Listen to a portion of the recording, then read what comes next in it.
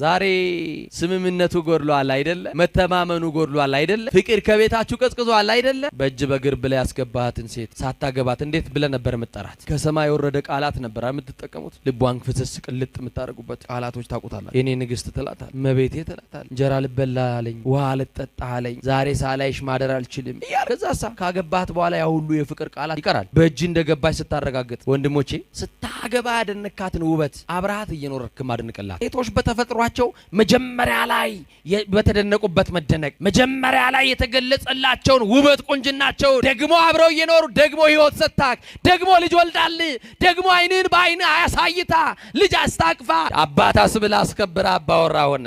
ያቺን የፍቅር ቃል ትፈልጋለች ካንተ። ሰውየው ነው አሉ ከኔ ጋር ናቸው። ባል ነው በእጅ በግሬ ብሎ ወደድኩሽ አበድኩልሽ ብሎ አገባት። የመንግስት ሰራተኛ ነው፣ እሷ የቤት እመቤት ናት። ተጋቡ። አይ ፍቅራቸው እናቴ እንደው ተያይዘው ሲሄዱ መንገድ ላይ ያያቸው ፍቅርማ የነገሌ ነው ይላል ሰው። አይ በቁልምጫ ቃል ሲጠራሩ አይ እናቴ ያጠራራቸው እንደው ፍቅርማ አቤት ትዳርማ እንደነገሌ ይላል ሰው ሁሉ ያየው። የቤቱን እንኳን አናውቀውም። በር ከተዘጋ በኋላ እንኳን አናውቀውም። ውጪ ላይ ያለውን ያፋቸውን ነው የምንሰማው አይደል? ቤት ያለውን ጦርነት ግን አናውቀውም። ቤት ያለውን ፍጅት ግን እግዚአብሔር ነው የሚያውቀው። ማን ነው የሚያውቀው? ማን ነው ያውቀው?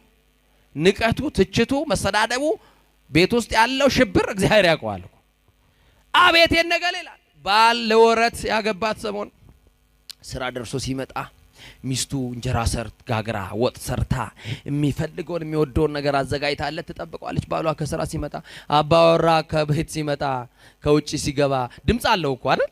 ታውቃለህ ምናምን ቢያንስ ይላል አይደል? ያሰማል ድምጽ ኮቴ ያለው። በሳይለንት ነው እንደምትገቡት እናንተ።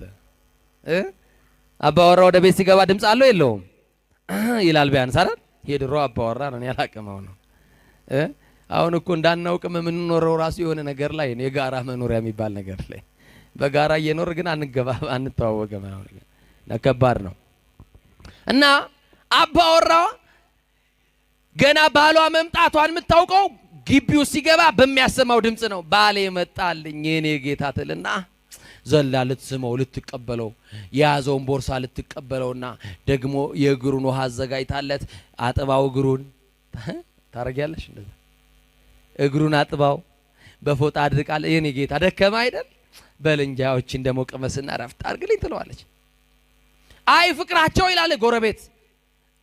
ትዳርማ እንደነሱ ከሆነ ይሄ ነው በቃ ትዳር እያለ ሁሉ ትዳር ይመኛል። እና ከዛ አንድ ቀን